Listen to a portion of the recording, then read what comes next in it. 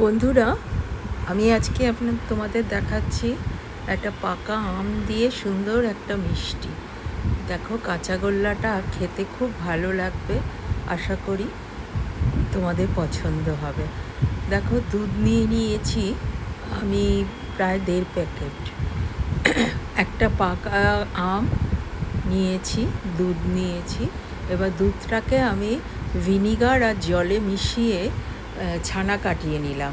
ছানা কাটিয়ে, যেহেতু ভিনিগার আছে কেমিক্যাল, আমরা ভালো করে জল দিয়ে, বারবার জল দিয়ে সেটাকে ধুয়ে দেবো ছানাটাকে, যাতে ছানার গন্ধটা, এই ভিনিগারের গন্ধটা যাতে না লাগে।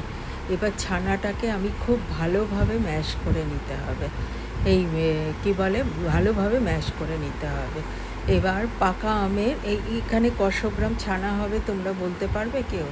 এখানে প্রায় 200 গ্রামের মতো ছানা আছে। আচ্ছা, এবার আম এবং আর্ধেকটা ছানা আমি মিশিয়ে দিলাম, কড়াতে আম দিয়ে দিলাম, মিশিয়ে দিলাম। এবার মিশিয়ে দেওয়ার পরে আমি নাড়াচাড়া করে পাকটা করে নেব। এই কাজটা কিন্তু সম্পূর্ণ লো টু মিডিয়ামে করতে হবে, হাই ফ্লেমে করলে কিন্তু পোড়া লেগে যাবে। দেখতে থাকো তোমরা যে কতক্ষণ ধরে এটা হয়, কিন্তু খুব বেশিক্ষণ লাগবে না। এই মিনিট 5 খুব বেশি হলে, মিনিট 5 খুব বেশি হলে।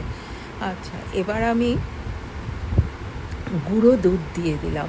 তোমরা ইচ্ছে করলে এর মধ্যে চিনি, কনডেন্স মিল্ক সব কিছুই দিতে পারো। আমি শুধু কিন্তু গুঁড়ো দুধের মিষ্টি আর আমের মিষ্টিতে করেছি, কেন আমাদের বাড়িতে হালকা মিষ্টিটা খুব পছন্দ করে। এবার পাকটা হয়ে গেছে। এবার যে ছানাটা আমি অর্ধেক করে রেখেছিলাম, যেহেতু কাঁচাগোল্লা, একটু কাঁচা ছানা তো দিতেই হয়, দেখি এবার দিয়ে দিলাম। এবার একে একে এগুলো করে কাঁচাগোল্লার মতো পাকিয়ে নিলাম। ব্যাস, এবার হয়ে গেল। কাঁচাগোল্লার মতো পাকাতে থাকছি, পাকাতে পাকাতে এবার দেখো যে তোমরা একটুখানি আমি গুঁড়ো দুধ নিলাম, গুঁড়ো দুধে কোটিংটা দিলাম। হয়ে গেল কাঁচাগোল্লা। এবার কোটিংটা গুঁড়ো দুধ দিয়ে দিলাম, দিয়ে এবার আমি পেস্তা দিয়ে সাজিয়ে ডেকোরেশন করে দিলাম। থ্যাঙ্কস ফর ওয়াচিং তৃষার পাকশালা। দেখো তোমরা কেমন লাগে খেতে। খেতে কিন্তু অপূর্ব লাগবে।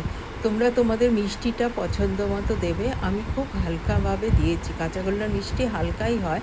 আমি আমের মিষ্টি আর তোমার কাঁচাগোল্লার কী বলে দিয়ে গুঁড়ো দুধের মিষ্টি দিয়েছি। Thanks for